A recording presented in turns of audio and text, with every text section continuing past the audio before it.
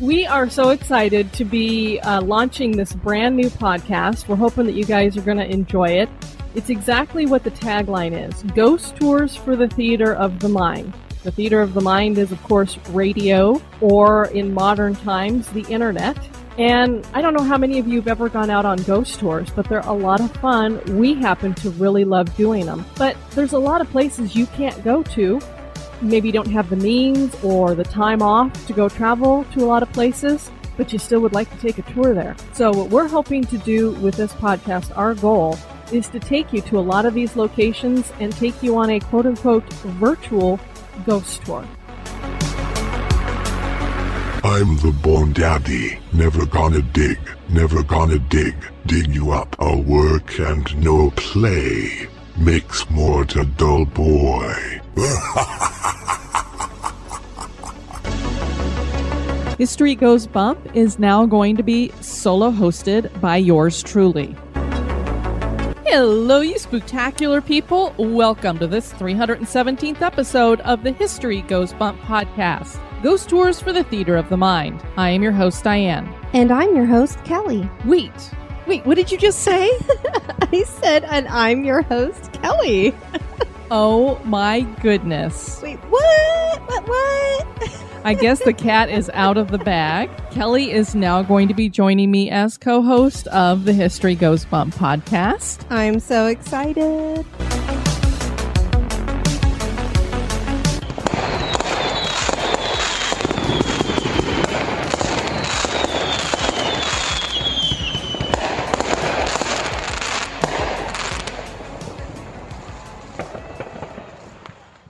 Hello, you spooktacular people. Welcome to the 9th anniversary special for History Goes Bump podcast. I'm your host, Diane. And this is Kelly. Kelly, 9 years of History Goes Bump. What? It's been a great ride. It's going to continue going. On October 1st, 2014, History Goes Bump dropped its first episode. It was a dream come true. I didn't think many people would listen, but I really wanted to inspire people to get more interested in history, particularly historic buildings. I know I've told the story before, but at the time, there wasn't like a specific ghost tour-like show that was out there in podcasting. In 2014, despite the fact that podcasting started somewhere in about 2004, so it had been around for almost 10 years, it still was pretty much in its infancy in 2014.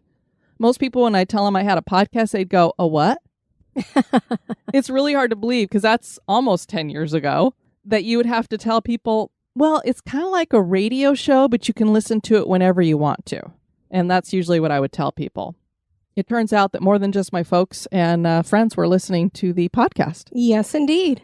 At this point, Kelly, we have featured thousands of haunted locations. More than any other podcast out there. I feel very confident in saying that you will not find another podcast that has covered more locations than we have. And thanks to our listeners, we have produced episodes on some obscure places that many people have never heard of before. That's one of my favorites, is when we're covering a location that we don't really think will get much traction, and then people are so excited that we've covered something near them. Yeah, because, you think about it, like when we did the Conjuring House last October, I'm like, oh, this will get a lot of hits because everybody's all into the Conjuring House and wants to know about it. And you don't really get a whole lot of downloads on it because people are like, this has been done to death. Exactly. So you have to hope that they just want to hear your perspective on it because you're really not going to add anything to it unless you've actually been to the location and done your own investigating. So I love doing these obscure places too, or places that haven't been done a whole lot, because we're bringing you information you're not going to hear anywhere else. As a matter of fact, we've had other podcasts come to us to get the information that they put out on their show. So this is true. Always makes us feel very good. And we love to hear when you guys have your own experiences at these locations too. Makes them that much more special. We have no intention of slowing down and look forward to bringing even more great stuff as we enter our 10th year of production. Most people don't stick around in podcasting for more than a couple of years. A lot of podcasts pod fade. That's what they refer to it as. To be into this 10 years, that's pretty amazing. We're in it for the long run. Yes, we are. And we want to thank our listeners for 9 great years and over 8 million downloads. Clearly more than our friends and family have been listening to that. I would say so. Several of you listeners have been here from nearly the beginning. Quite a few of them have been supporting the show. I mean, over on Patreon, we got a lot of people who are entering probably their 8th year of supporting the show. Yeah, it's a huge blessing for sure. And I know there's a handful of you that have gotten because we give an annual t-shirt to the people who are at the $10 and above level. They're working on their 6th or 7th t-shirt at this point. Yes, they are. So we've given them enough that they can wear them out and have a rag shirt and then a new shirt too. Great. We've just moved down the line for them. A lot of you listeners have stuck around through all the changes, whether it was the format. In the beginning, you get some negative reviews. Some of them are just jerks, and some of them are actually giving you some really good feedback. Exactly. And so you're like, okay, we can do that. A lot of people didn't like, at the time, chit chat. I'll tell you, most of the top podcasts now, that's what most of them are. It's a bunch of chit chat, but they used to get after us like crazy for what they referred to as chit chat at the beginning. So we moved all of that stuff to the end. So it was like, we're going to jump right into the show from now on. And then we'll put the chit chat and talking about the listeners and sharing their stories and that kind of stuff at the end. That way, if people just want to listen to the location, they can listen to it and then fast forward or move on to the next podcast. Also, we've been through the divorce here. And after that, I went solo starting in April of 2018. And I wasn't sure, are people going to listen to just me doing the show? Because when I started the show, I thought it would sound better if it was a back and forth kind of thing. Because I was listening to Stuff You Missed in History class at that time, and I liked the way that those ladies would go back and forth. One person would read a paragraph, and the next person would read a paragraph, and I liked that format. So I was like, now it's just going to be me. Is anybody going to just listen to just me? But they did. And then I decided we need to bring Kelly on. And I think it has just made the show so much better. You started with episode 317 in December of 2019. So you've been around a long time. Wow, it has been a while, huh? It has. It's been a blast, though. Yeah, so this December, that will be 4 years that you've been with the show. Goodness. It sure has flown by, hasn't it? And when I was doing the solo thing, you would jump in every so often. If we did an investigation, you would jump on that episode and right, help out with it. And I think you joined me for the Halloween special. I did. So you would kind of tiptoe in a little bit here and there. And finally I was like, do you just want to join it? Because I think it'd be so much better if we had you as part of it. And you were like, oh, I don't know.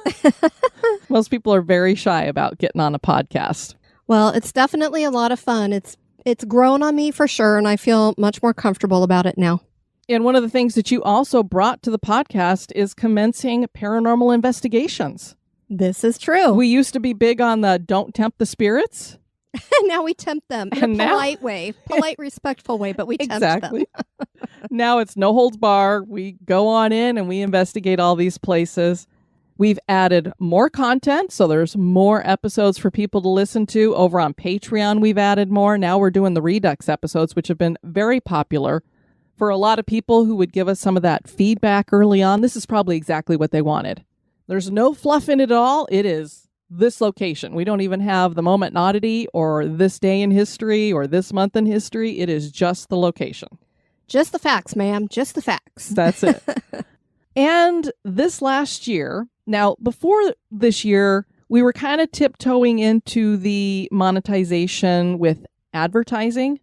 I'd always been doing the listener supported thing. Pretty much 6 months after I started, I'm like, I'm going to need to see if we can get people to support the show because it ain't free to do this. And I was like, this is getting a little bit costly for me. So we started a Patreon, and my goal was to have the show always just be fully listener supported, which is great if you're one of these huge podcasts, but we're just a little niche podcast and only about 1 to 2% of people are going to support it. That's just statistics. Right. And it just isn't enough. So then we started bringing on some host read ads, which aren't easy for a little podcast to get either because they want you to be at a certain threshold before they advertise with you. But we found a few companies out there that were interested in some smaller niche podcasts that have a dedicated fan base that would be interested in us advertising stuff. So we got into that because we're like, well, we have control over that where we're choosing, yes, we will go ahead and do an ad for you. We like the product. We can get behind it. And you only get a handful of those. As people probably have noticed through the years, we've had a few here and there. We've tried to make them fun. Well, the hosting company that I've been with for the entire time, we've never gone to a different hosting company. I've always been very happy with them. They finally started implementing automatic ads. This year, they invited us to do that as they were doing it in beta, and then they brought it on full bore a couple of months ago. And it has been a money changer, shall I say, for us. Well, and it's necessary because we both have full-time jobs, and the podcast in and of itself is full-time. So with all the time you spend on creating the podcast, writing the script, editing, producing, I'm taking up some of it by doing the history and the oddity, but it's a lot of work. So it really is something that should be, somewhat compensated for because we spend a lot of time working on it. Exactly. It was definitely not something that I ever wanted to do. And early on in some of the earlier podcasts, you'll hear me talking about, I would never want to have ads and everything else. So people are probably like, wow, did she change her tune? Yeah. And what it has afforded us is that you no longer have to work a 40-hour week. We've gotten you to be able to cut some of your hours. And I've gotten myself pretty close to almost half part-time with the cleaning, which has given us more time to dedicate to the podcast too. Exactly. So they go hand in hand. We can choose a little bit about what genre some of the advertising is coming from. So like I have no smoking, no vaping. I don't want any male enhancement stuff on our show. So I've been able to say no to that, but we don't really have a choice in anything else. So I know we have gotten some emails from people who are like outraged feedback about a certain ad. And I'm like, we didn't choose that. So if it's not your political persuasion, it wasn't us. It just happens to be what gets thrown into those slots. And each place where you listen, it varies from location to location. It's wherever you live, whatever demographic you belong to, and then it's also whatever device you're using to listen or app you're using to listen. They all have their own thing. So half the time I don't even know what most people are hearing. I know what I hear over here, but right. Despite the fact that it's kind of a pain to have it in there, it seems to be a necessary evil. I mean, even now, you're paying for streaming on TV or cable or whatever, and you're still getting ads with that. So it's like, advertising is what pays the bills for everybody. And by the way, if you become an executive producer at the $2 and above level, you can skip all the ads. Yeah, there's no ads. Yeah, you can get all the episodes ad-free. Exactly. And you also get one bonus episode every single month at the $2 and above. Once you get higher up, you get all kinds of great stuff. So this is true. We want to thank each and every one of you for listening to the podcast. We decided that for this anniversary episode, rather than running our flash fiction contest as we have done for the past 8 years, we would ask listeners to join us for a roundtable about various topics in regards to the paranormal and the podcast. We set up 3 different Zoom calls and have combined them all here. We want to thank the 8 listeners who joined us: Karen, Nicole, Angela, Dan, Ruth, Chelsea, Monica, and Ed. And Karen came to all 3 of them. I know. She's amazing. Thank you, Karen. I really want to thank those listeners for joining us. It's also very difficult for us to have put aside 3 separate times to do the Zoom calls. I tried to do them at different, like on a weekday night and then a Sunday and then a Saturday, trying to get as many people as we can. This is an interactive episode, so as you listen to the questions and answers, think about what your answer would be. So let's get this thing started.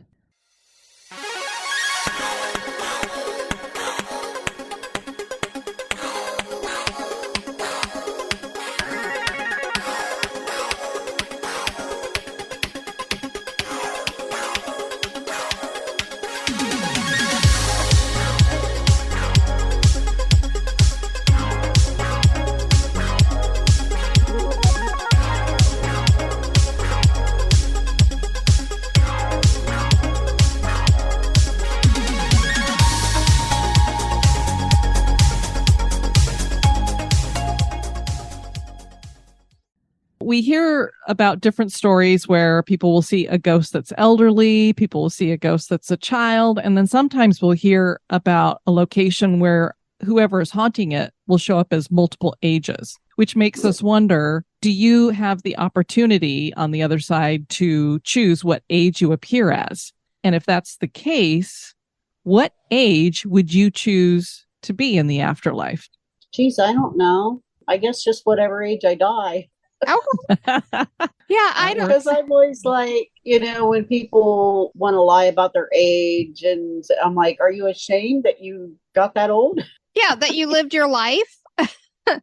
I agree. I have the same exact mindset in regards to that. I don't have a set time frame like, oh, I only want people to experience me as a spirit at this age. Well, we wonder because we hear stories about somebody who's died at a house and say they were in their 60s or 70s, and then they'll appear as they were as a little child. So we're always That's true. Can you choose to change your age here and there? And it's just one of those things that we wonder. I think a lot of the times, even here, and somebody just mentioned this to somebody the other day too, when somebody thought they were getting messages from somebody that passed and they said, watch out, you don't know who that is really. And I've thought that here before too. Things have happened and I thought it was my niece and I was laughing and I was like, wait a minute, maybe it was somebody else trying to make me think it was her. I mean, we know that there are pranksters out there and tricksters. It's a possibility. Yeah. Hey, Nicole. Hello. When you pass away, if you have the option of choosing what age you're going to be permanently, do you have a certain age that you would want to be? I feel like I would want to be probably in like my early 20s again, maybe just even 20. Like I feel like that was my I'm gonna be honest with my fitness, and I just always really was like always making sure like I looked great, like I had always dressed up and like makeup on. And it's always got compliments from so many people like when I was that age. So now that I'm 30, I'm just like, yeah, I feel like I would want to be that age permanently. You know what's really cool about talking about coming back in your 20s, because that would be kind of what I'd want to choose too, because I think that's when I was at my peak physically and everything. But you could come back at your peak physical like that, but since you have already had your life experiences by the time you pass away, you'd be like, how many of us wouldn't want to go back and say, I wish I could do my 20s over knowing what I know now, knowing it back then. Well, now you would know that. You'd just be stuck in the afterlife. Well, I'm 47, so I guess I would, depending upon my age, I guess we'll say 40s because, 20s were 20s.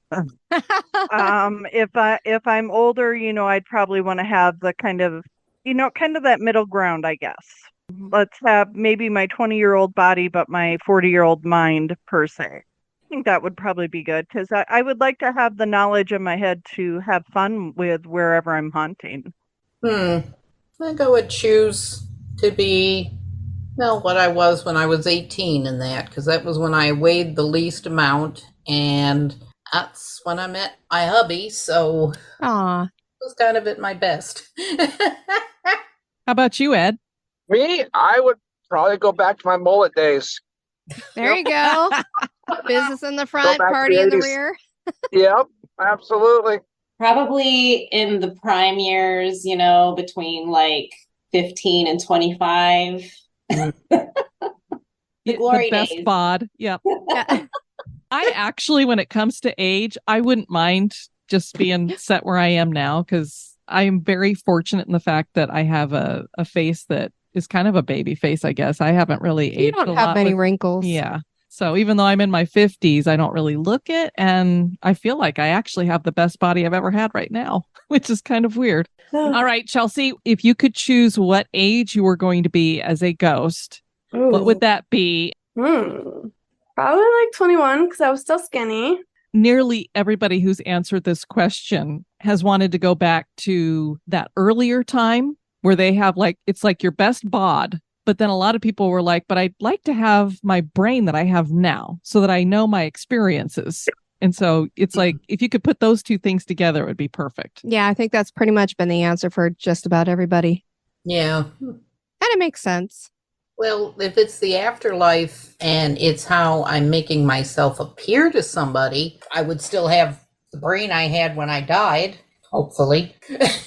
You would think. Yeah. I mean, I would hope when we're in the afterlife that we get to take at least some of our experiences with us. Yeah, some of the knowledge we've gleaned over the years. Yeah, if you don't have to take the negative stuff, okay. But I would still want to have some of the stuff.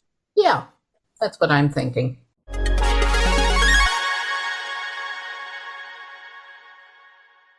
Now, other than age, we also have people who show up in different kinds of outfits. And, we wonder if whatever outfit you're wearing for the day, is that what you're going to end up in if, say you get hit by a Mack truck? Lovely. Lovely. If you could choose the outfit that you wear in the afterlife, what would it be? I am always in a mixture. Well, like I told you the other day, I was wearing that shirt you have on. I'll have either one of those shirts because I have several of those, or a Disney shirt or a Universal shirt. We love that. And I like, yep.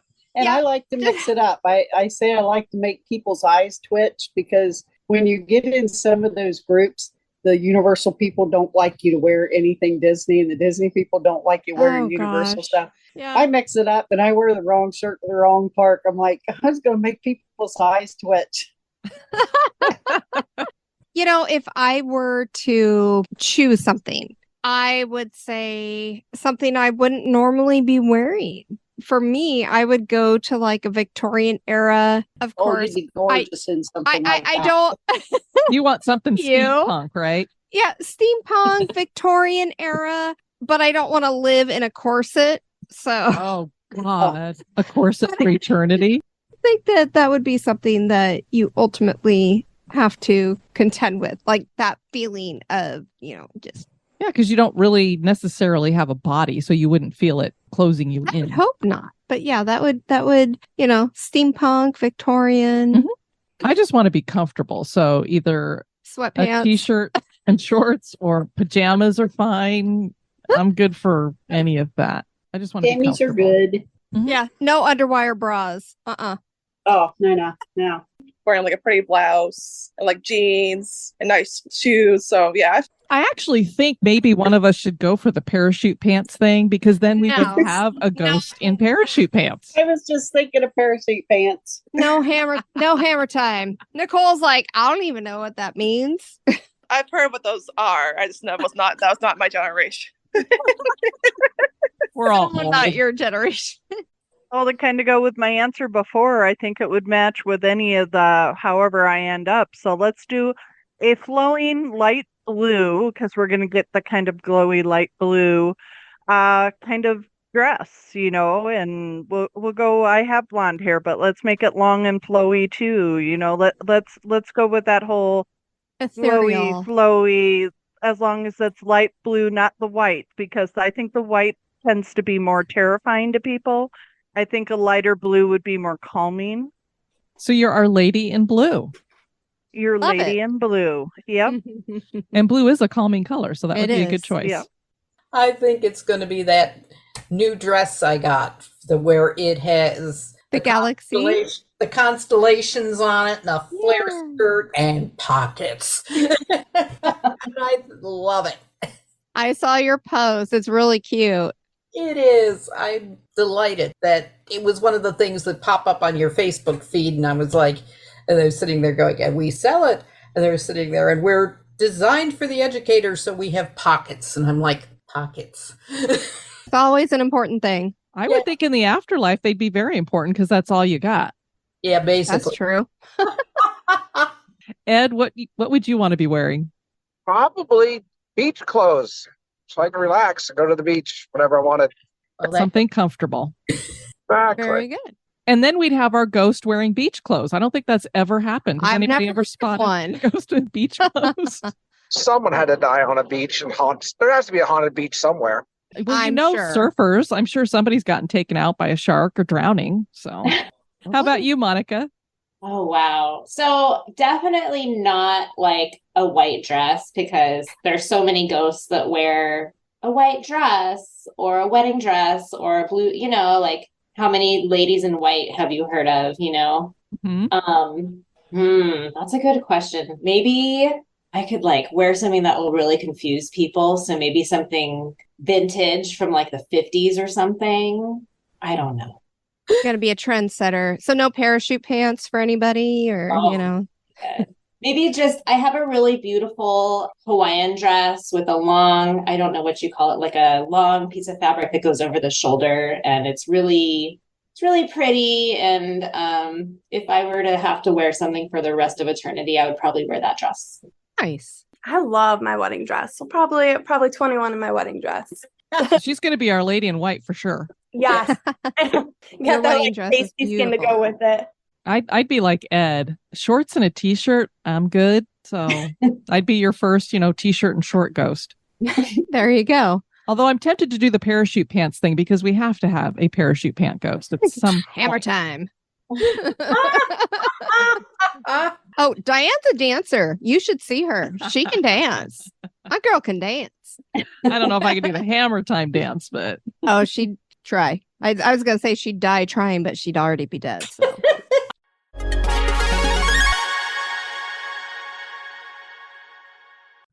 And now a little break for a word about one of our sponsors.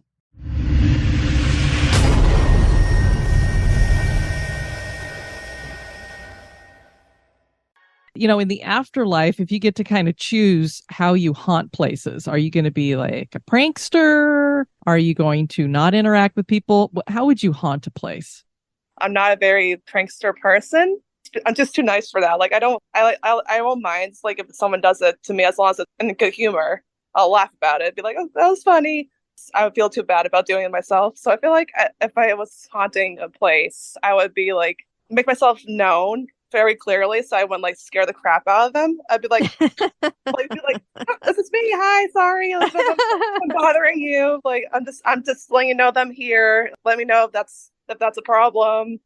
I feel like I guess just very subtle things like flickering the lights or opening a door, like so something that's like those things that are like those are absolutely creepy, but those aren't like absolutely horrendously terrifying.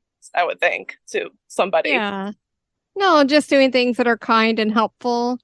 Oh yeah, especially if like they're help them find objects that they're like looking for. Like usually that's the reason they're missing is because ghosts or spirits sometimes like put somewhere to be funny. Yeah. Yeah. I would do the opposite. I would help them find them. It's here. It's right here on your bed pillow. That missing earring or your car keys or, whatever. I feel like I'm nice too, but No, Kelly, you are going to be a total prankster. You're going to be the one who gives somebody a wedgie in the middle of the night. No. Yeah. I would not do. I might put some M&Ms in the bag of Skittles or Skittles in the bags of M&Ms or. Yeah.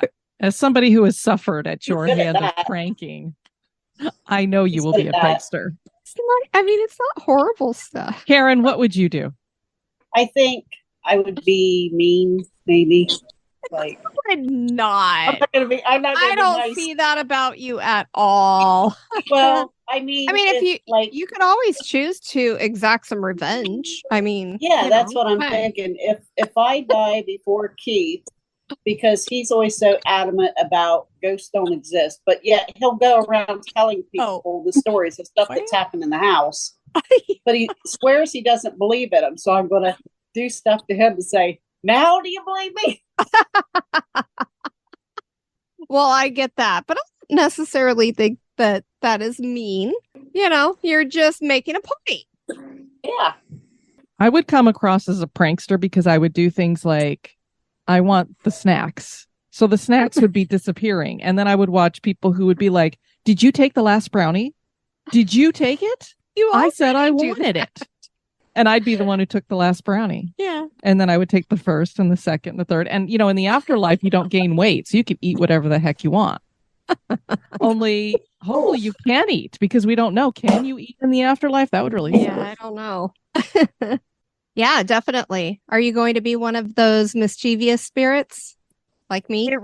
It would be really depends upon the situation of where I'm haunting, how I died, and who's living in wherever I'm haunting or working in or whatever building it is or place. I believe it all depends on what happens to that spirit at that time of that person at that time of their death. I think is what kind of goes with that.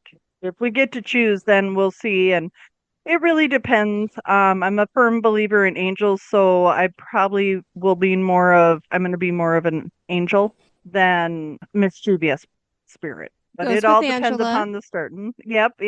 Part of your name. Meaning of my name is angelic messenger. So very nice.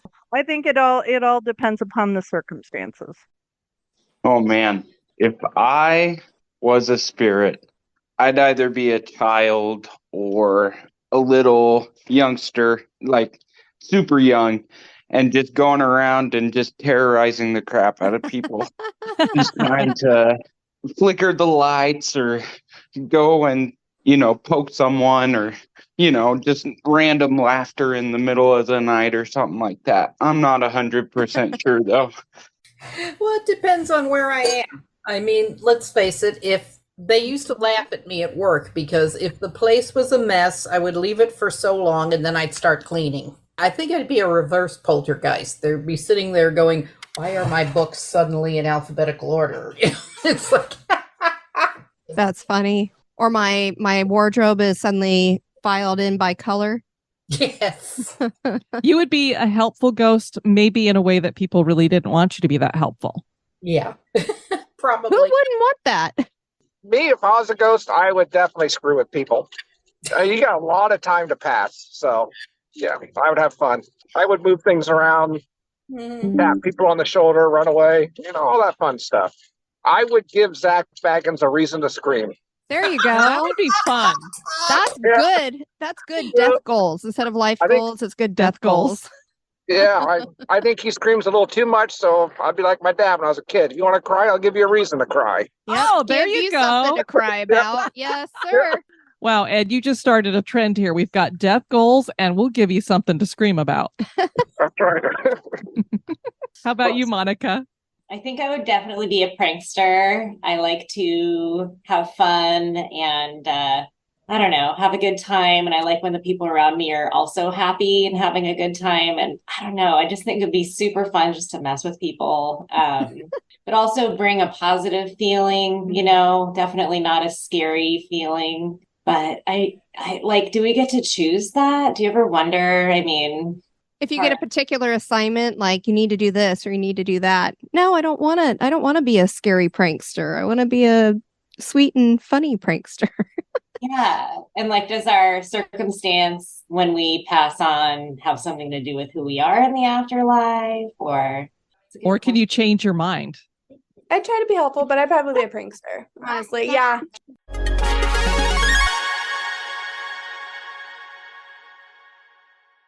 Do we have a haunted location that we have covered that is one of your favorites?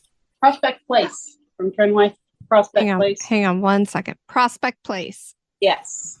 Okay. That is a very cool place. Yeah. Because I used to live there. I used to live like you could almost see it from our yard. And I've never been in it. I lived there for 8 years. And it wasn't open then. And then since it's been open, we live like an hour away. And I always say I'm going to and never make it. My nieces went a few weeks ago. Oh, wow. I always have something going on every time I'm planning to go. But I'm going to make it one day. Nicole, is there a haunted location that we've done that you would say is your favorite? I really enjoyed when you did Hammond Castle. And I know that I specifically requested that one, so I'm a little bit biased on it, but like I really did thoroughly enjoy hearing the research that you brought up and the haunts. And I actually was there recently this year, I think in January, I believe. Oh, cool. Nice. Yeah. Any of the ones in Minnesota, because I've been to a good majority of them.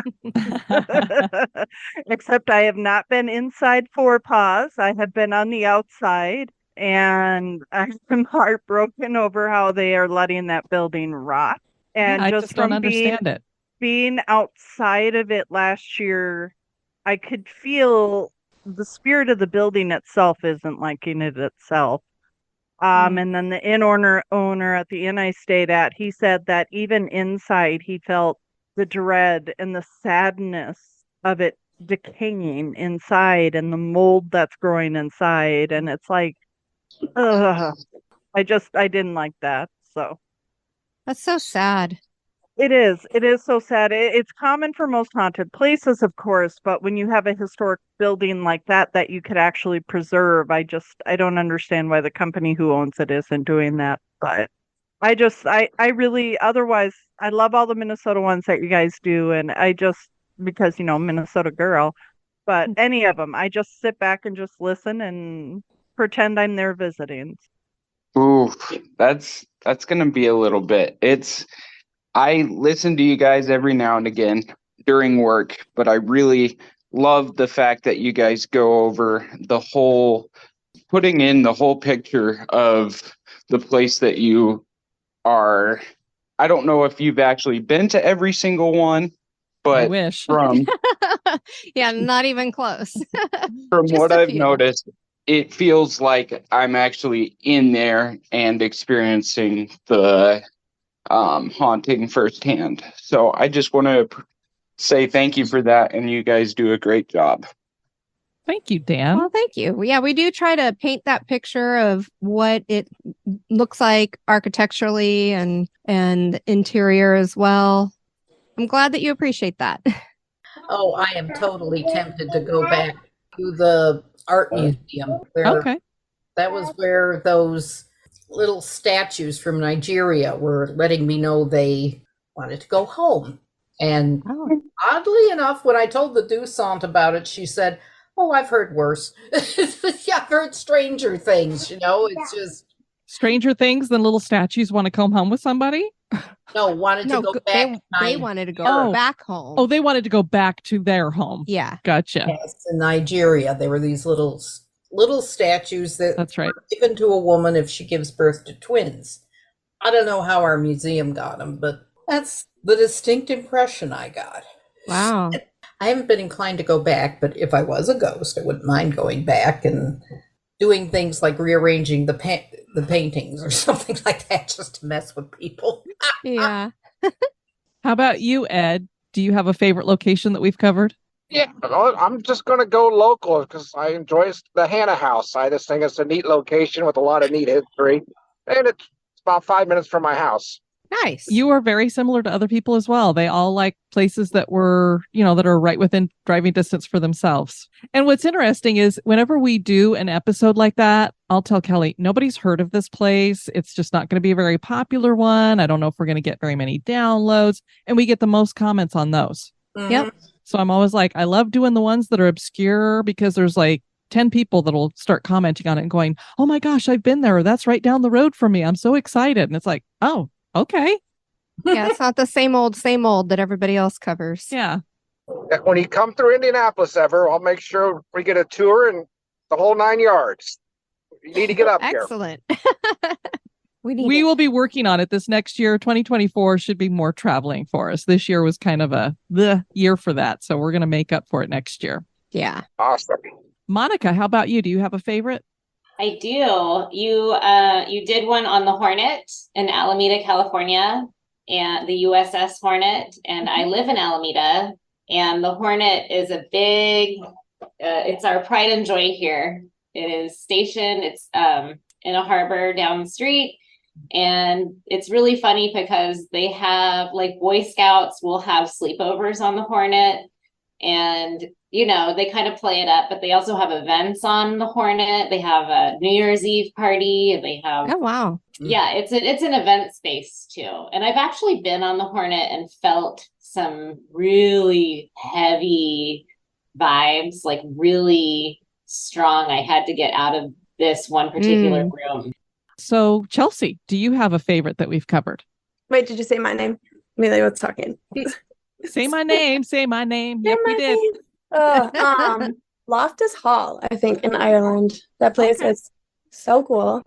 Absolutely terrifying when you're there. But it was cool that it's someplace overseas that we've actually been. Yeah, I didn't have any experiences. It was terrifying enough. Like they take we got like haunted house to the next level. We went there. Was it October 2019? Yeah, like they separate you, put you in a dark room, turn off the lights, and then turn it on. They're like right here. Like they take chainsaws and put it against like the back of your legs. Like they touch you and run their fingers through your hair. Like it is horrifying. Wow. But it was cool. It was definitely my favorite place. Like it's scary just driving up to it. It's terrifying, but it's cool.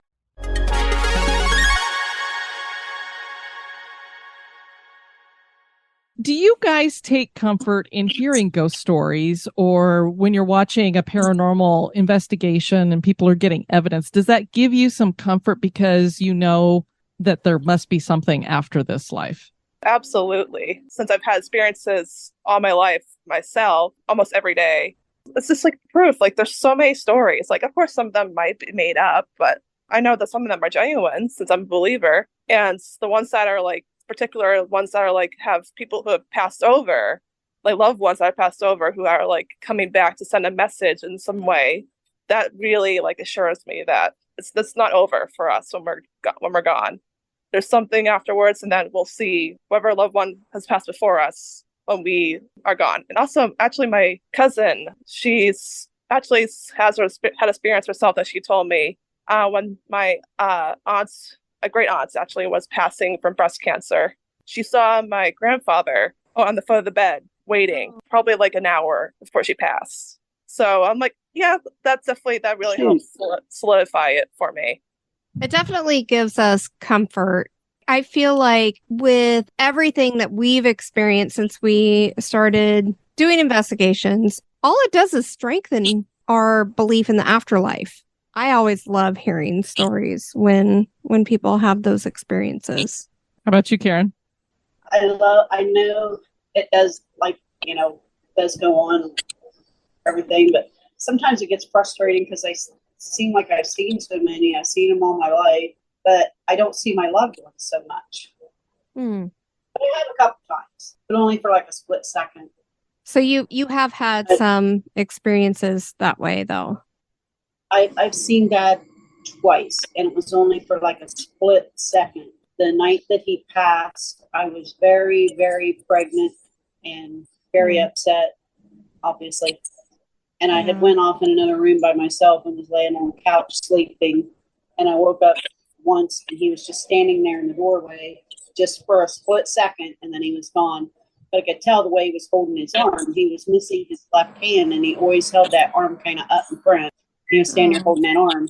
And then we've always smelled cigarette smoke in this house, and nobody has smoked in this house since we've had it in 91. But anytime there's something wrong that needs fixed, we'll smell cigarette smoke.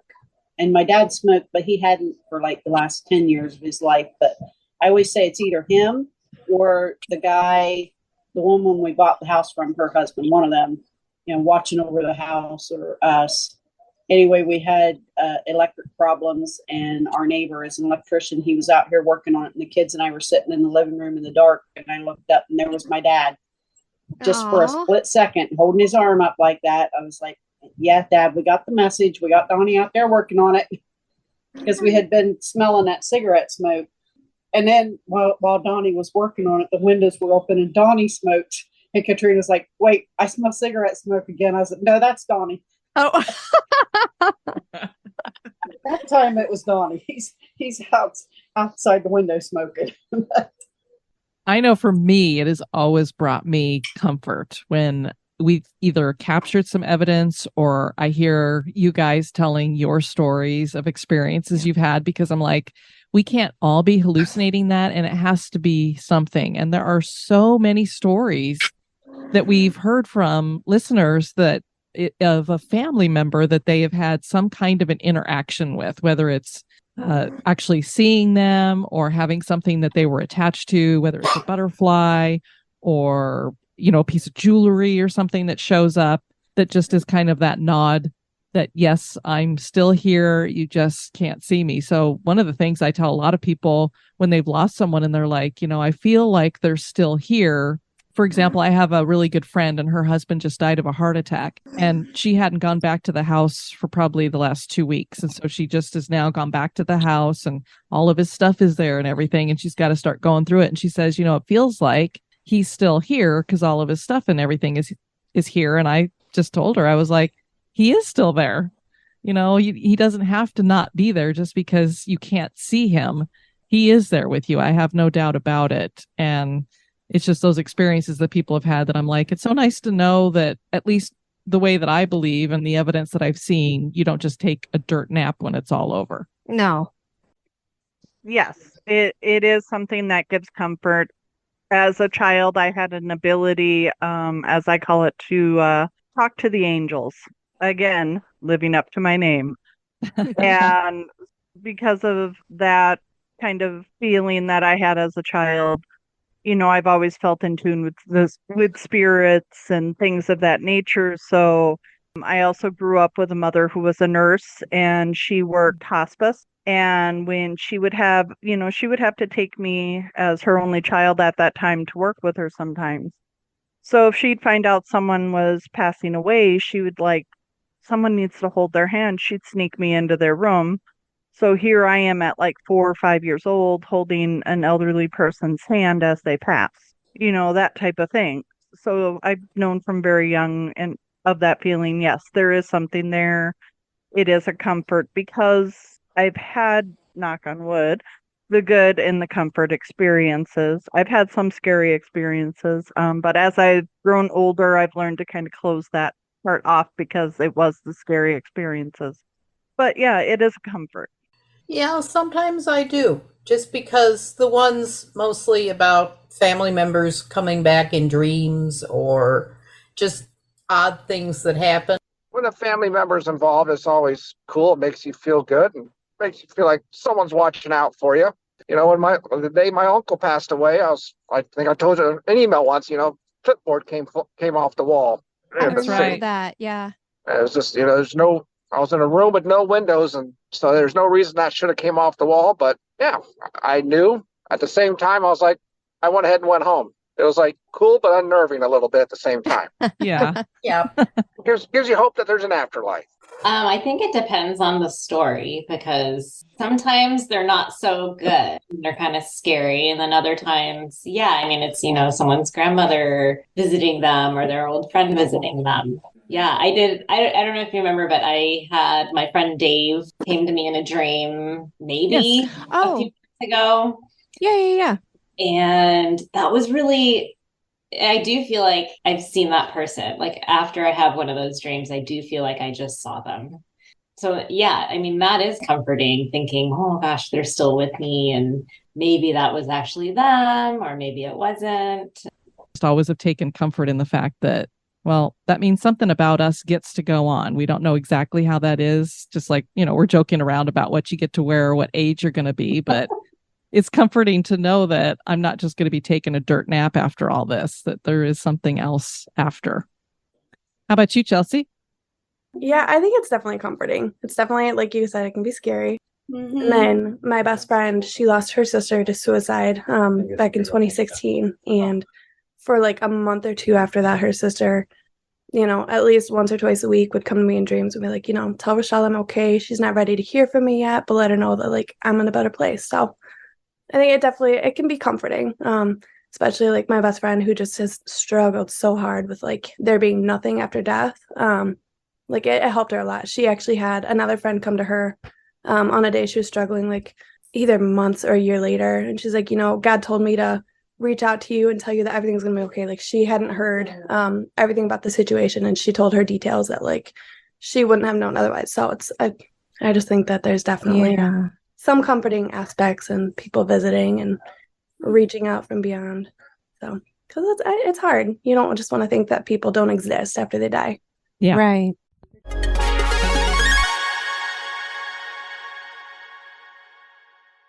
I don't know if you guys had seen this post that Janae had put in the Spooktacular crew a few weeks ago, but she's one of those people who doesn't really care about what happens to her when she's buried. She doesn't want to have a tombstone. She doesn't want to be in a cemetery. She doesn't want a funeral or anything grand about her passing. And so she's like, am I the only person who feels that way? And I thought it was really interesting to see people's different answers about that, because we love cemeteries so much, and I definitely would like to have some kind of a marker. I don't necessarily have to have my body there. I don't, if I'm cremated and you spread my ashes or whatever, but I do kind of want to have some kind of a marker because I just see how important that is when it comes to history and stuff. What are your thoughts on that, Karen? Do you want to have a grand funeral and a nice burial, or what are you aiming for? I want absolutely nothing. I've always said it's weird because I love cemeteries. I love to go through them and everything, but I always think the funeral is for the living, not the dead. And I've always told the kids, just don't. It's so expensive anymore, and there's so many people just not doing it, just doing services themselves. And I have told them to spread part of my ashes down by the creek that I played in so much when I was young, and the rest of them up in the woods that I spent the other half of the time in the woods. Spread the ashes there. I said, if you want to say a prayer while you're tossing them out, go for it. But other than that, I don't want anything. How about you, Nicole? This is a hard question for me because, yes, it's crazily expensive from what I've heard. I've I'm fortunate to never had to like be involved in arrangements for somebody's funeral. It's just never been a pleasant experience. Never feels right, I guess. Just walk into the funeral home, the body is laid out, but it doesn't really look like them. Really, Yeah. like it's just a vessel. That's it. That's just been like painted up by the funeral home. I don't really want that either for myself. And I'm also not religious either, so I'm just like, I don't want that either. I don't want those Bible sermons and all that stuff. Like just a marker in a cemetery would be fine for me. Well, I was diagnosed with a heart condition a few years ago, so I kind of really started thinking about that stuff. And even have a thing on my phone of what I would want, what songs would I want played, what poems would I want. And that's because my husband and I had to plan my mother-in-law's like 4 years ago. Okay. So, it's fresh on my mind of that. I wouldn't mind a little something of celebration of my life for the ones that are meaningful and most important to me, even if it's just the 3 that were with me at the state fair yesterday, that type of thing. But I did come to doing my walking around and visiting for the graveyard bingo last year. Uh-huh. I went to Oakdale out here in St. Paul, and it's where my sister-in-law is actually buried. And I just walked around and I'm like, you know what? This is a public, non-denominational cemetery. Yep, this is it. This is where I want to go. Right here. Nice. Cremate me, bury me here. So, Very yep, good. I want a tombstone. And I think that stems because I really don't have graves to visit of any of my loved ones except with my in-laws. So my family, I don't have any tombstones anywhere. So I'm like, I want my husband to visit me somewhere. I want my son to visit me somewhere, even though my son can't get past going to graveyards right now. And then, that's how I use graveyards. I don't have family, so I'll go to the graveyards even before discovering you guys to visit, and I'd find the old graves that you can tell no one's visited. And I'm like, okay, time to clean off the weeds and put down a flower because you've not been visited and you still matter. That type of thing. Yeah. So that's great. That's the aim. And to go back to your first question of, where would you want to haunt? That type of thing. Well, if that's where I'm going to end up haunting, hey, that sounds like a good cemetery to haunt too, Yeah. I mean, lots and lots of places to explore. Yep, exactly. Lots of friends. I like the idea of having a tombstone. That would be great just to be remembered by. But also, I just want word of mouth, I guess, about me, who I am, and what I've done. I don't want everybody to know about me, but I guess I'll go with the gravestone thing with having that. Mhm. So maybe have friends and family share stories of your life. Remember to talk about you and share with each other and pass down stories through the generations. The way things used to go a little bit more. Exactly. Yeah. It almost makes you wish that we could go back to the times when they would do the whole parlor setup, where it was just, an intimate location. It was where you probably lived and you're just there in the home with the family and they're just visiting and probably eating and just telling fun stories about you. I'd love to go back to that kind of a thing where it's just an intimate little parlor setting. You're maybe laid out or not, or at least have your box there with your cremains in them and just do that kind of thing. However, I wouldn't want to do the whole how they were taking pictures back in the day with their No.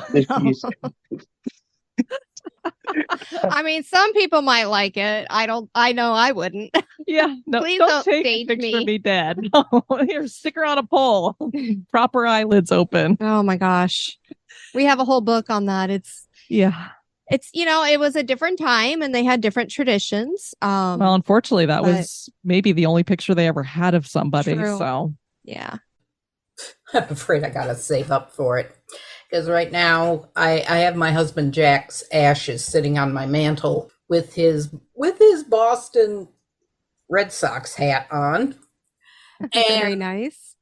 I want to have a niche where they can put my ashes next to him, and in front of it, one of the best anniversary gifts I think we ever got was a pair of pewter cups never actually used them as cups, but it's King Arthur and Queen Guinevere on their bases. Around his, it says now and forever, and hers says thou art my love.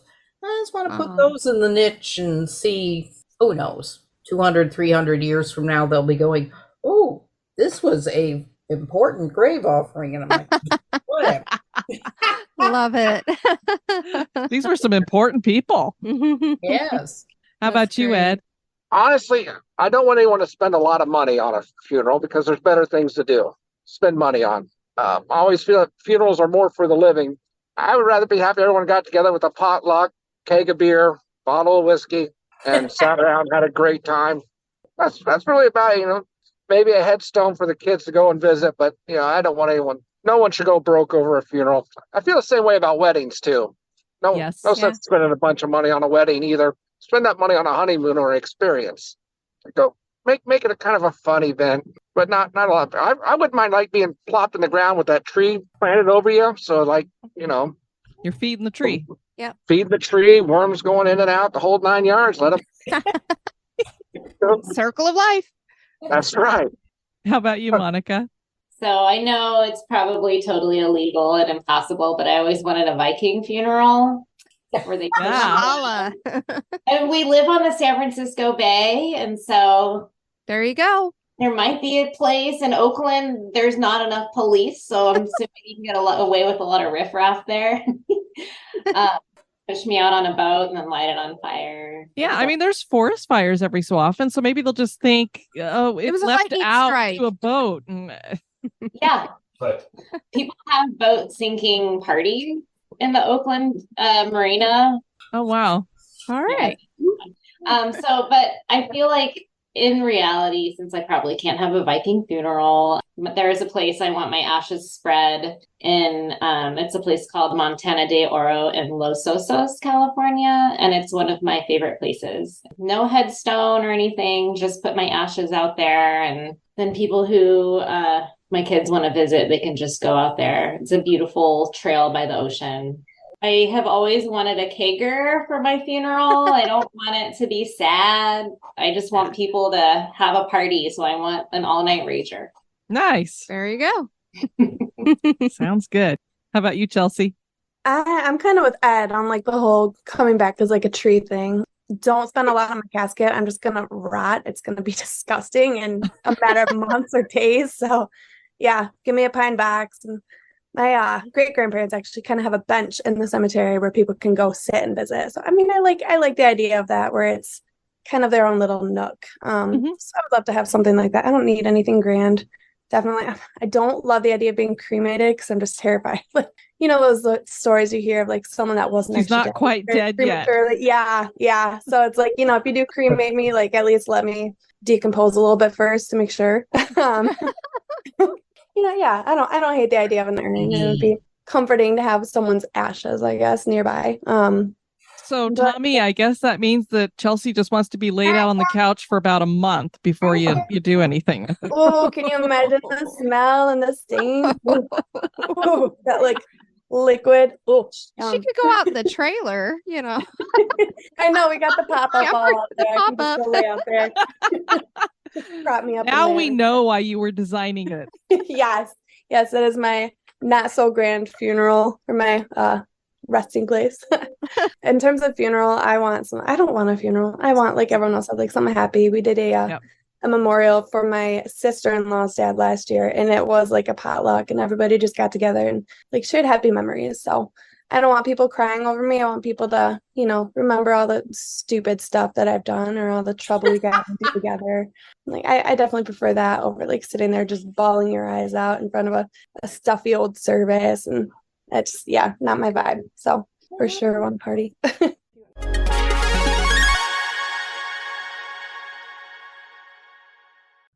And now a little break for a word about one of our sponsors.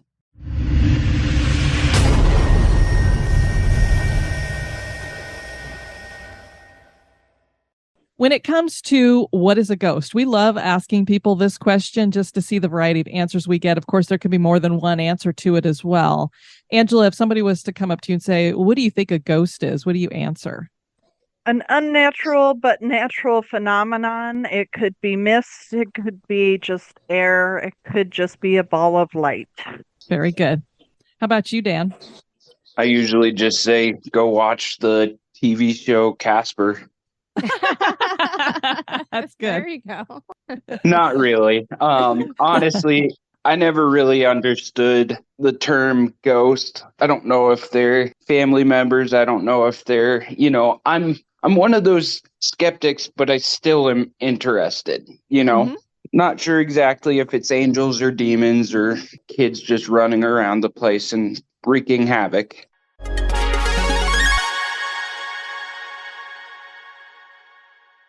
So is there a haunted place that you guys have not visited yet that you would like to visit? Oh boy, so many. So many places. Like, what would be like the top two? All of a sudden you win a windfall. And so it's like, wow, I can use this to go to a couple of places. What two places am I going to put that money towards? Waverly Hills. I know you guys been there, right? I haven't. She has. I feel like I've heard so much about that place, and so much evidence has been captured there. So I'm like, yeah, that would probably be a good place to investigate. It feels like that place just has so much dark history for it to not be haunted.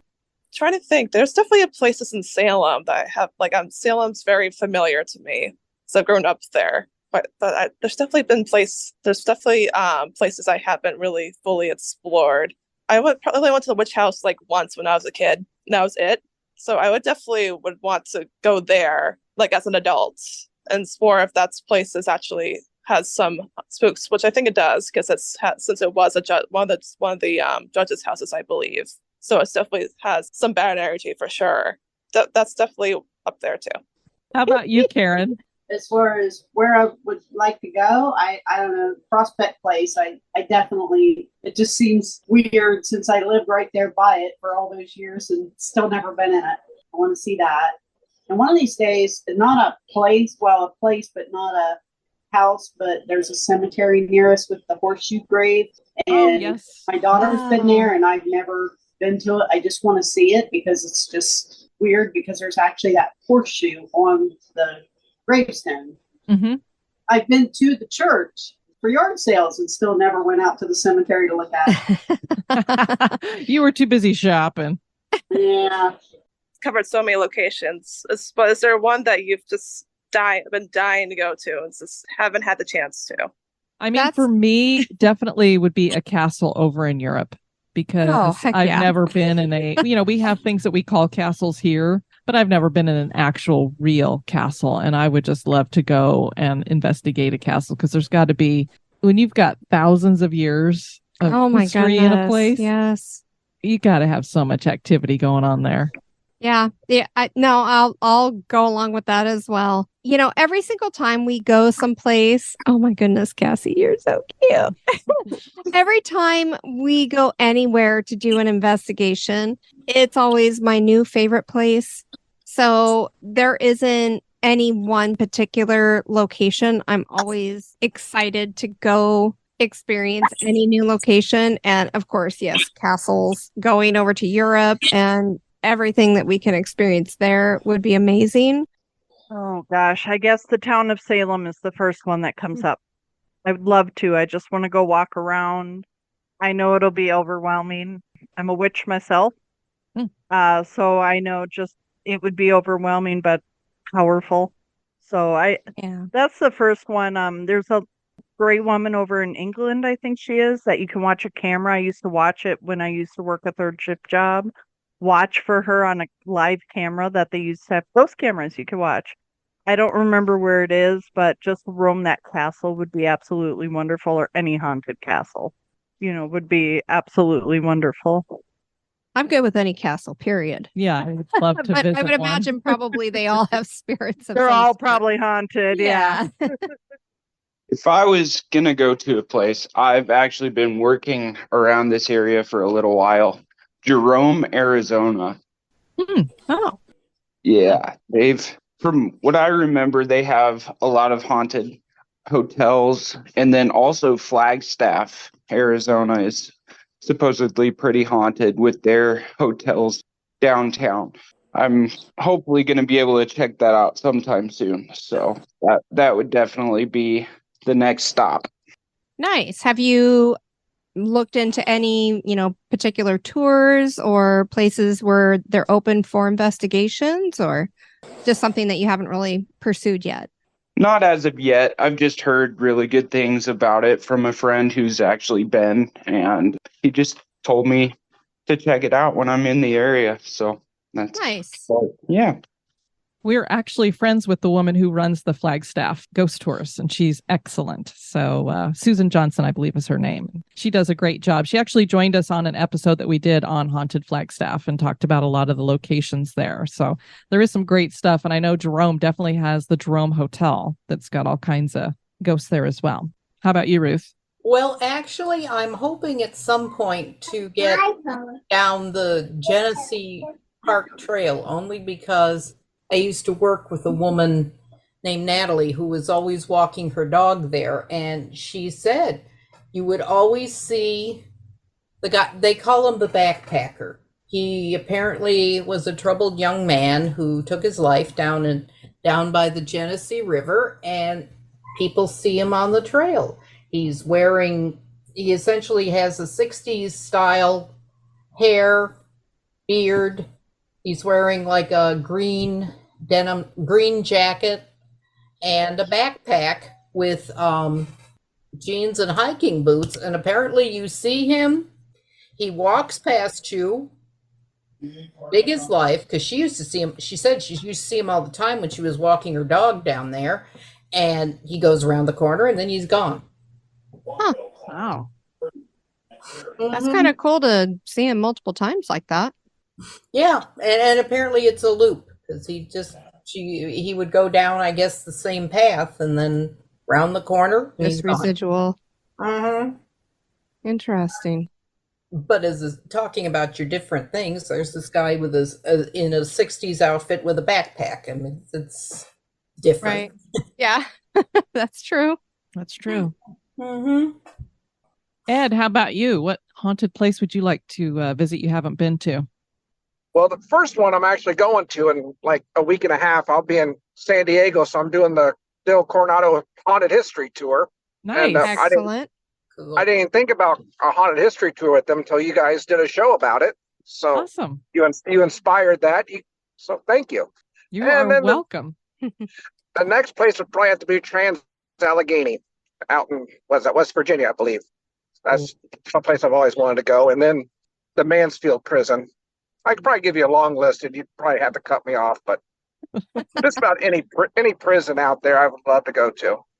Yeah, we're right there with you for sure. Yeah, definitely enjoy investigating prisons and jails. I'm pretty boring. I would like to go to Salem. Hey, that's not boring. Salem is very interesting. Yeah, I'm just really fascinated by colonial life and that whole genre of literature and movies is so fascinating to me. And I homeschool my daughter and we just learned about Salem. Man, just crazy. It's crazy.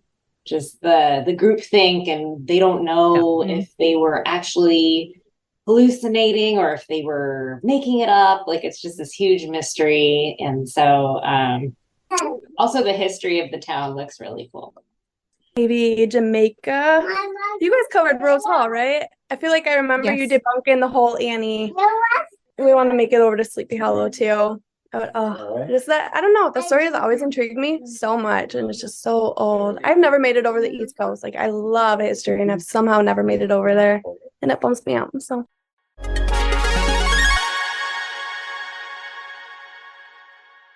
And then the listeners who joined us shared some of the unexplained experiences that they've had. The library I worked at was 100% haunted for sure. The library in my hometown, which is outside of Boston. It was built in 1841, so it's definitely been around for quite some time. Yeah. And for the only death that I know that happened in that building was a freak death of one of the older librarians just dropped dead from a heart attack in the middle of a shift. I would say probably in the 1920s, 1930s. It was way before my time. It was way before like some of the older employees' time. They're like in their like 70s, so it was definitely a while back. They were convinced that her spirit was still around, which I believe. But she was like a really nice one, though. She liked to make herself known, but she didn't do it in like ways that were scary, really. Before I heard, she just liked to miss books in weird places. Or you would come in for your shift and there's like a book in the middle of the floor, which happens to one of the custodians. Actually, when they were closing for a night, they were like vacuuming, and then they just vacuumed one spot. Then like they turned around not too long after vacuuming that spot, and then the book was just smack dab in the middle of the floor. She's saying, "Hey, you need to read this." Yeah, I'm trying to give you a message. Exactly. There's just no way. Like it just didn't like just plop off of like a shelf, and just it was just too centered for that. She wasn't the most active spirit. There was like one that was very like kind of poltergeisty. In a way, there was like one that throws some books off the shelves. Like I hear like thunk, and then I'll go over and there's like book like way off the shelf again. This happened at random times during the day and the night, not just at night. Which I was there quite a bit at night because I did the night shifts. Sometimes I would hear voices too, disembodied voices. Could never make out what I was saying, but it was just really weird. Like it happened also day and night. It doesn't matter what time it was. It was never. It just happens. Like sometimes I just go to the back room and think somebody's there, like talking. Like one of my boss is in her back and they're at her desk just talking to somebody. I go in there, Nobody's there. Nobody's there. Okay, cool, sure. I'll keep going and do my thing. You just do your thing. Going on with my day, and if you need to get my attention, how about you spell it out or say it a little bit more clearly? Yeah. Also, this place was renovated too. There was like a big renovation like 2000. I forgot to mention that. It was renovated like 2008. It was like a big, huge one. It kept some original parts of the building, but a lot of new parts were added on, and renovations usually does cause things to stir up. Things up. Sure. Yeah. Yeah. After that, it seems like there was a lot more activity from what I heard from like coworkers. Two more experiences that I had before I left was I was like leaving for the night around 8:00. It's completely empty. Like everybody's gone. Even the custodians were not staying over that night. And I was just about to walk over to the stairway to go down to the first floor because I was on the second floor. And there's like a foyer almost, like near the staircase, where there's like a portrait of the man that the library is named after. Like it's a very big portrait. That's like him sitting in a chair at a desk. And I've never had any like weird vibes to it. It definitely has some energy to it, but it's never felt uneasy. It feels like he's just watching, just making sure things are going well. I heard footsteps just pacing back and forth in that area where the portrait is, which is in that foyer. It's just back and forth, back and forth. It sounded like a men's shoe too, like just kind of that tap, tap, tap. Sure. Definitely was a little creepy, but this energy was just so calm that I just couldn't be scared about it. I just said goodnight and just went down the stairs and left. The last experience that I remember was when I was actually not too long before I left. I was in the back area, like having my dinner. This was also during the night shift as well. In the back area, there's like a little kitchen with a trash can. So I was eating my dinner and I just happened to like glance into the kitchen area and the trash bin just shifted and rustled all by itself. And I was just like, oh, I didn't immediately think it was paranormal. I was like, oh, shoot, we have a mice problem again, don't we? Yeah, that's what I would think initially, yes. Yeah, and I'm not afraid of mice, so I went up to the can to look, see like the mouse just happened to crawl in there and rustle around. Right. Nope. There was a spirit that was being respectful and discarding appropriately. That's like this weird little thing to do. But like I said, like sometimes just do little poltergeisty things sometimes. So yeah. Well, it seemed like maybe they were trying to get your attention just to recognize, hey, I'm here. Yeah, basically, that seems like that was just the only thing that I really wanted to do was just let us know that they're here. Oh, very cool.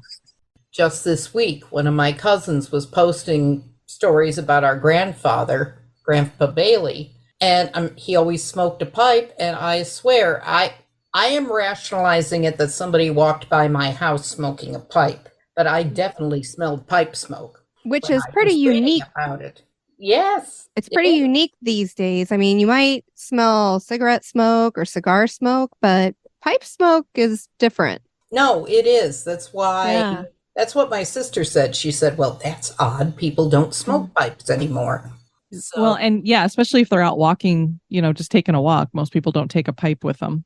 yeah, the one that made the most impression on me, and I'm not sure how much of this was paranormal and how much was the fact that I had walking pneumonia and they gave me codeine, a codeine cough syrup to help me sleep. Hey, don't bite me. Sorry. I'm just kidding. Sorry, my cat is interrupting things. I know. And I thought I was asleep, and I thought I saw this dark figure walk out of the closet and stand over my roommate's bed. Well, I jumped up, and according to her, I was screaming, "In the name of Jesus Christ, get out of here. In the name of Jesus Christ, get out of here." And she promptly grabbed me and started shaking me, and she said, Ruth, are you awake? Are you awake? And I was like, I don't know. Oh my goodness. Well, at least somebody else was there.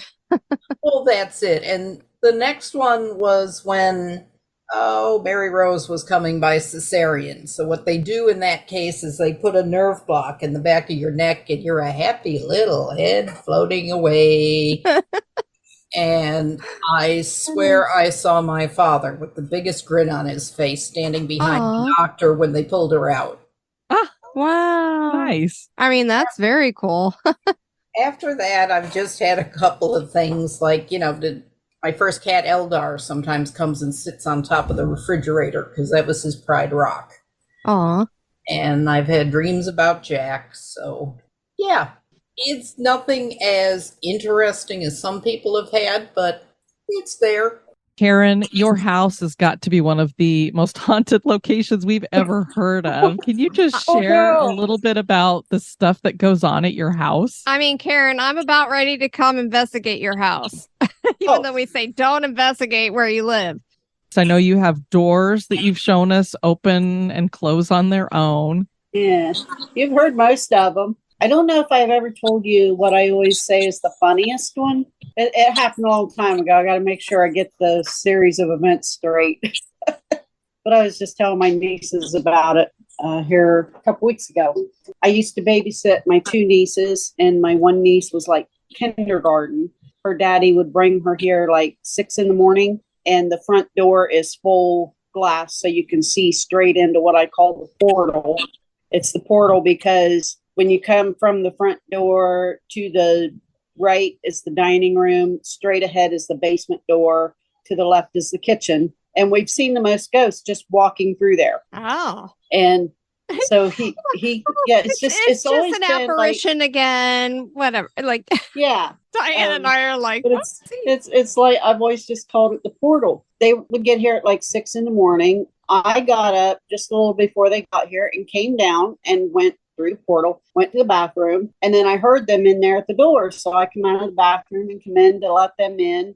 And as they were coming in, Kendra was like, "Oh, where's Kenny? Where's Kenny?" And Kenny was, I don't know, probably 10, 11 at that time. He was still upstairs in bed. So Kendra comes in saying, "Where's Kenny? Where's Kenny?" And I was pointing to the right saying, "He's still upstairs." At the same time, Kendra's daddy, Chip, points left and said, "He's in the bathroom." And I said, "No, he's still upstairs." And Chip said, "Well, I saw him walk through there as we come up to the door, the full length, the full glass door." And then he says, "Oh, wait a minute." I said, "Yeah." Hang on a minute. And then Kendra, being in kindergarten, she's jumping up and down and saying, "What? We're like, "Nothing, never mind." Oh my goodness. So now she's an adult, and I tell her this, and she's like, "Now that you're telling me these stories, there is," because she used to spend the night here a lot too. She's "Now that you're telling me these stories, there is so much that makes so much more sense now." Oh, wow. Okay, so that's good. I mean, she still remembers everything and those experiences. She remembers things going on, but now that I'm telling her some of these stories, she's like, "Oh, that makes so much more sense now." Very cool. The scariest thing you have are those big spiders that you have down in the basement you always capture on camera. That's the scariest. I was just showing her that video when we were. I was telling her that story, and then her boyfriend was there, and I had to dig out that video and show him. I said, "That spider's the scariest thing." Oh, it's just a little tarantula. They're just little fuzzy things. I don't know. Our sons have several. The day after my cat died, it was just really, really traumatic the way he went. But I'm sitting upstairs in bed and I have my other cat laying next to me. And like you can hear the patter of like paws like going across the floor. And like my other cat is sitting there watching right where you can hear everything going across. And I felt him actually, I'm pretty sure it was him, but I felt him actually like jump up and lay next to me where he normally would. So I think that was his way of saying goodbye. Cause that I struggled with that. Yeah. My cousins growing up, they lived in a like 150-year-old farmhouse right next door. So we'd go over there a lot. And like, I always like, there were rooms that I just wouldn't go in that just absolutely terrified me, even like down to like certain corners of certain rooms. And then like we'd be talking and I'd find out later that that was a place where they had a lot of activity. Like, they had crazy stuff happen there. They were arguing in the kitchen one time and the cupboard opened up and a plate and saucer came flying at their heads. There's all kinds of stuff. They saw full-bodied apparitions in the basement, which I believe they said was part of the Underground Railroad. It's got like a hole in the wall and everything. Across the Michigan basement, just horrifying place. I never even would step foot down there. Yeah. But their parlor, they saw a ghost in there. But just every place that I felt really uneasy in. I mean, the whole house was scary, but every place that I just wouldn't go by myself ended up being a place that was a hot spot. I think that's pretty much all I got. So it almost sounds like you're a little sensitive to it too. Yeah, or just afraid of everything. Who knows? Like I said, I've kind of had to tune it in to kind of close it off because it got to be too much. So with that, it's just feelings, it's sensations. When we went last year, I know in our group, I posted a few pictures. We went to the Mounds Theater in St. Paul. And it's in a rough neighborhood, so I was kind of a little uneasy as it was, but it is known to be very haunted. But when I walked in, it felt very comforting inside. I felt comfortable inside. My son was he was a little anxious. It was his first kind of, well, it'd been a while, but first full on ghost hunt in a few years per se. But I felt the presence of a couple of the main ghosts. One of them is an old usher that was there, and they called him by one name, and I'm like, in my head, I'm like, he actually prefers his first name of William, but that's okay. You all keep calling him Willie, He's there to guide us. He's there.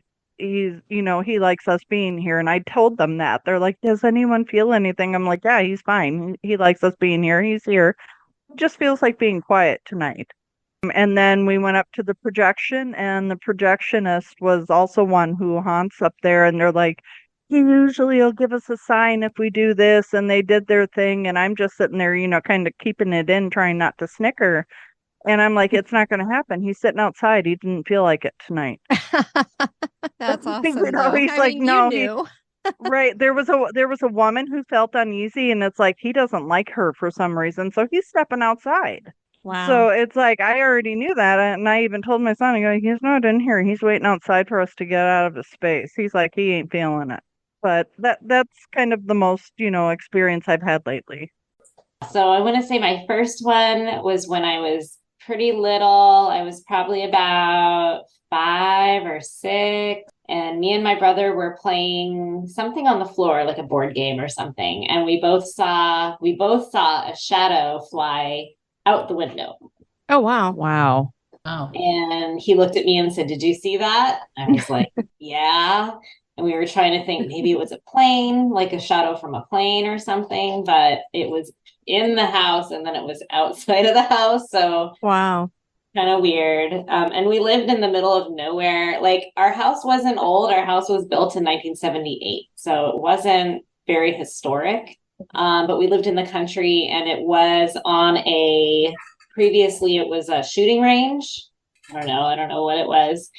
And then my second one, this one was crazy. When we lived in our previous house, it was a 2-story house. So we lived on the top floor, and the bottom was the garage. I'm using my hands. The bottom was the garage and sort of like the basement. And my husband worked down at the bottom, and we lived on the top. I posted about this in the group a while ago. There were stairs going down to the basement, and our laundry stuff was down there. And so I would do my laundry downstairs and then go up the stairs, and then there was a landing and then another flight of stairs. And every time on the second flight after the landing, I felt like something was chasing me. And there were some points where I would be on the landing, I'd sort of run up the first flight and get on the landing and then book it up the second, and just felt like something was coming after me. Really weird feeling, like I just had to get out of there. And sometimes I would run right across the whole house and go out the front door because it was that crazy. And so my husband is very a non-believer in all this stuff. He was always like, whatever, it's nothing. And then we moved out of that house and he told me, okay, now I can tell you. And I said, what? And he said, oh, our neighbor Bonnie, she said that there was a lady, like an older lady, who fell down the stairs and landed on the landing and died. And so, and I was like, you don't believe, still don't believe? And he was like, no, and so I believe it was, her energy or her spirit trying to get out or something, like, I don't know what it was, but it was a very intense feeling. Yeah, I remember when I remember that story. I was like, oh my gosh. That's it though. I don't have anything else besides that, but I do have like feelings. I don't see anything or hear anything, but I do definitely feel energies in places. So I walked into some places and felt an energy, and it turns out someone had died in that room or something like that. That sounds very similar to Kelly with her kind of experiences. Yeah.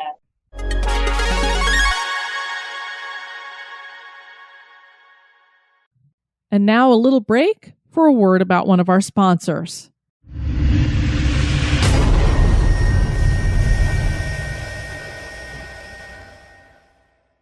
And then we opened it up for questions for us, and here are the results of that.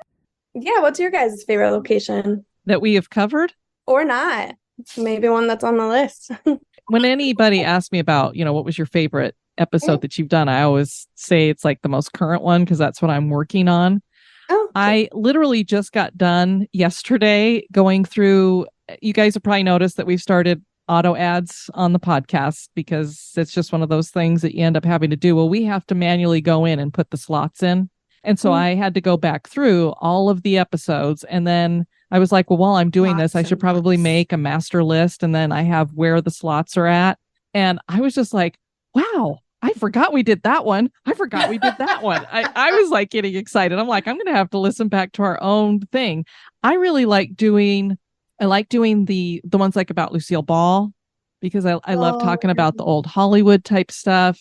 Mm-hmm. I also like the legend ones because I grew up on monsters. So I like talking about werewolves and vampires. I love doing that kind of stuff. But then I also like doing the haunted music.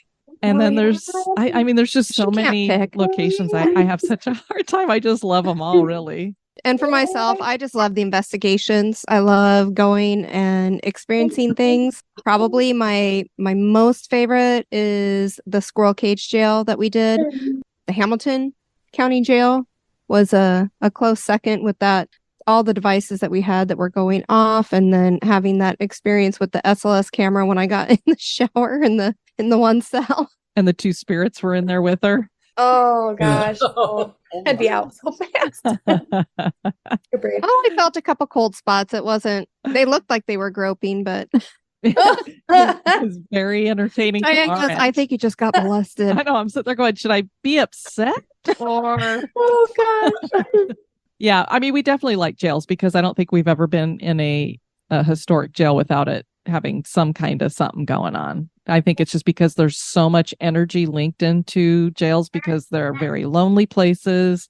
There's a lot of violence in them. Yeah. There's people who are in there that are innocent that shouldn't be there. And then there's also people who are very bad people who are in there. So it's no wonder that they're like a magnet for some kind of spiritual activity taking hold. Yeah.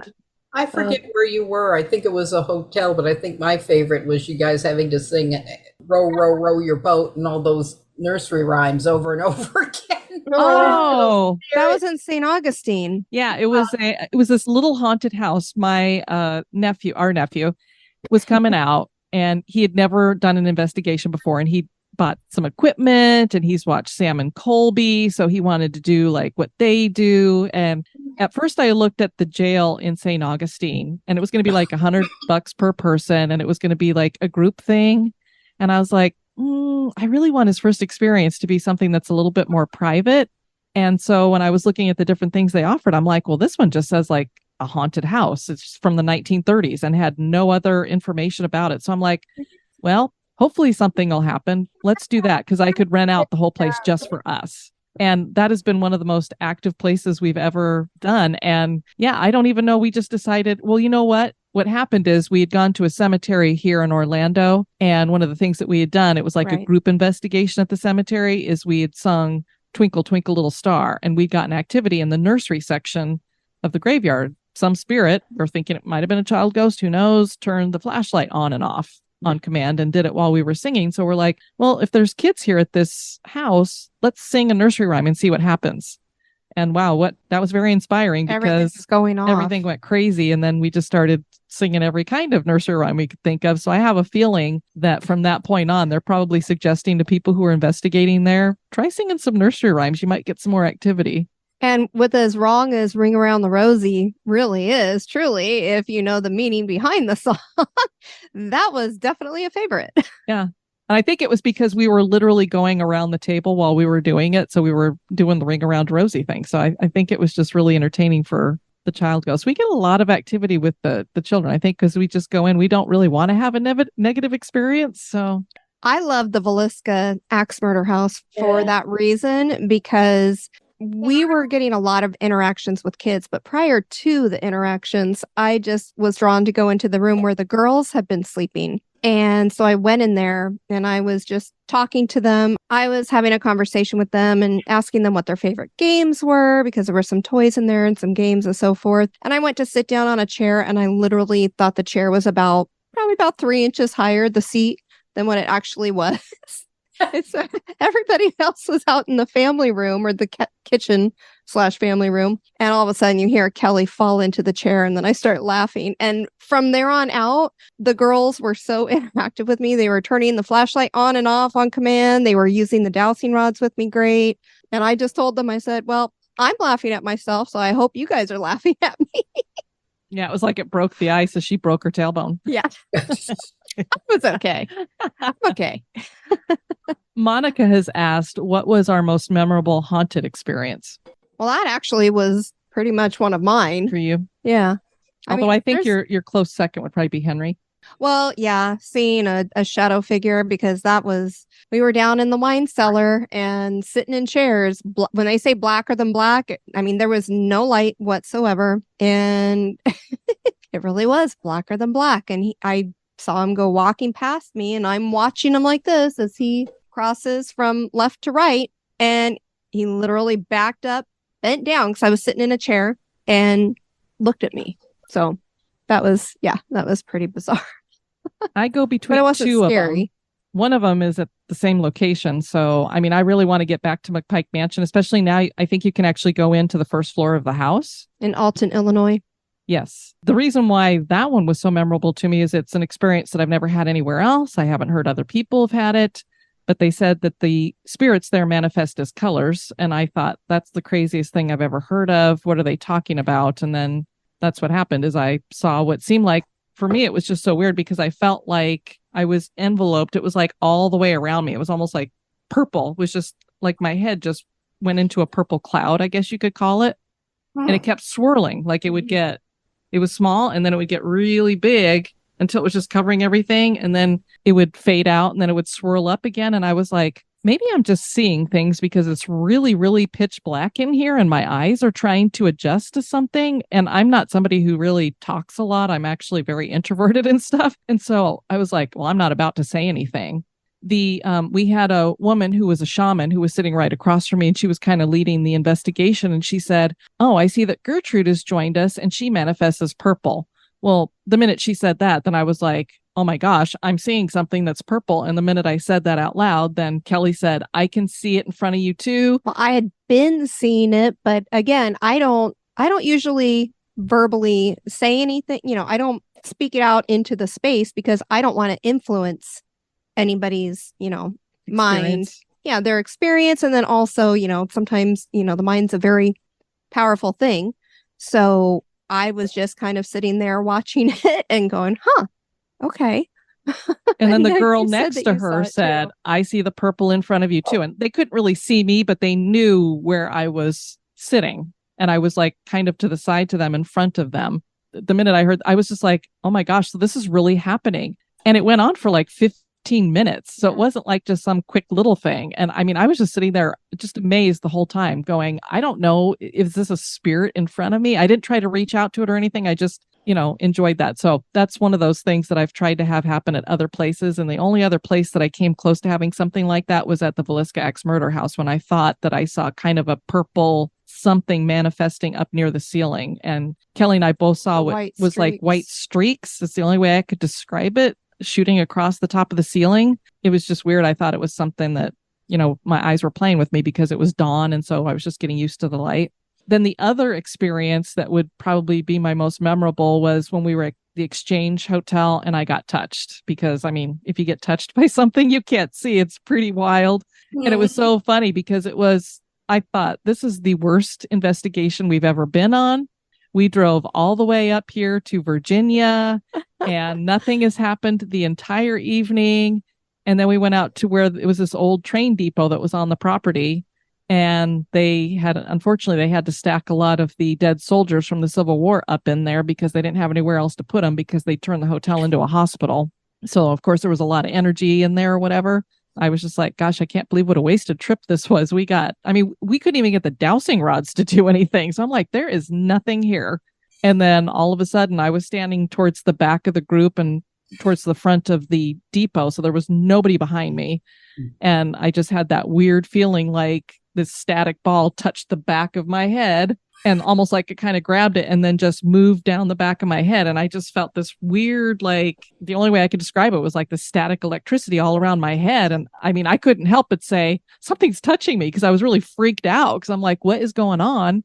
And then I could feel it like gliding down my shoulder. And by the time it got to my arm, the ghost hunter, Daryl Marston, who was there with us, he had one of their data boxes that they have on the show. And he came over with it and he's like, well, let's see what's going on. And he's like, wow, we're getting some readings. And I'm like, it's going down. I like put my arms out and I'm like, it's going down my arm. And he's like, yep, I'm getting some energy. There were readings. It was kind of cool because I was like, now we have some, if you want to call it, scientific evidence that was backing up what I was feeling on a personal experience. So the thing that Kelly and I talk about on the show a lot is our most memorable or craziest experiences are like something we can't prove. We can share verbally, but it's not like we don't have any evidence for it because they were personal. And for most people, I think that is what happens when you have like one of the most intense experiences you've had, is usually something personal. You can't prove it. You can't replay it. It's just, it happened. The Exchange Hotel had a lot more going on than what you give it credit for, though, because that was where I had the feeling when I told you, and that was before we heard the recording of it, the little boy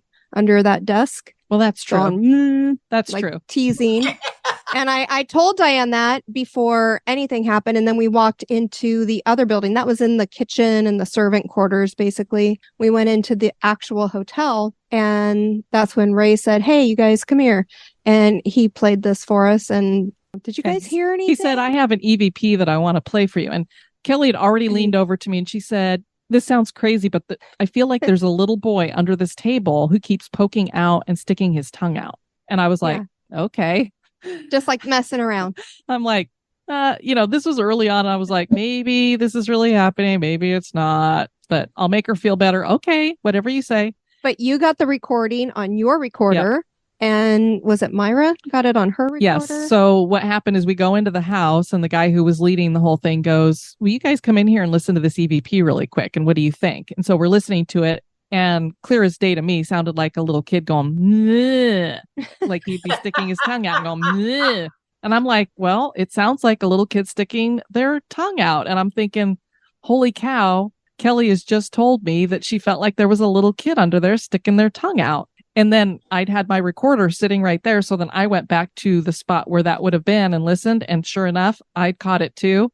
And then, like she said, Myra played hers back and was like, I got it too. So we caught it on 3 different devices.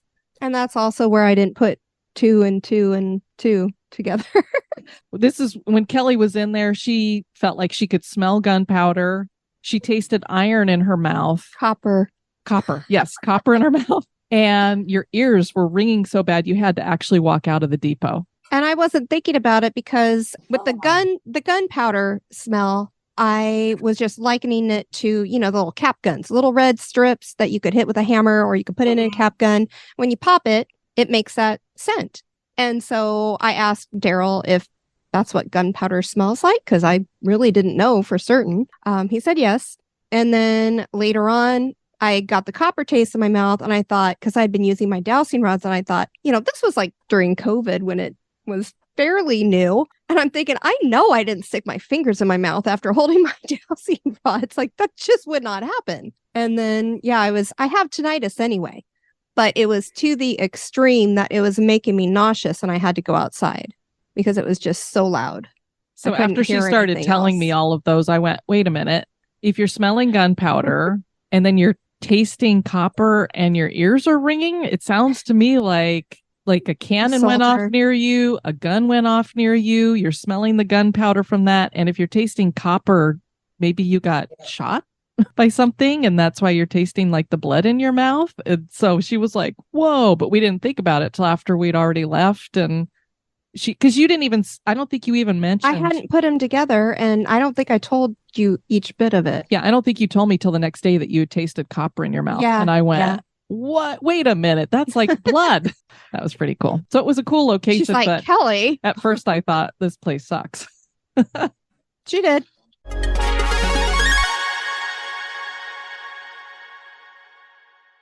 Ed, who joined us on this anniversary special, is actually the one who suggested the format for it. Yes, he is. I was so glad he came.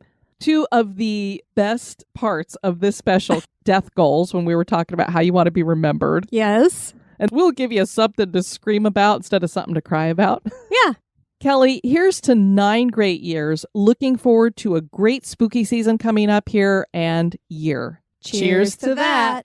Want to thank you guys for joining us for our anniversary special number 9. I've been your host, Diane. And this has been Kelly. You take care now. Bye-bye. Bye-bye. I love my spooky family. Can't wait until we celebrate a dead Kate next year.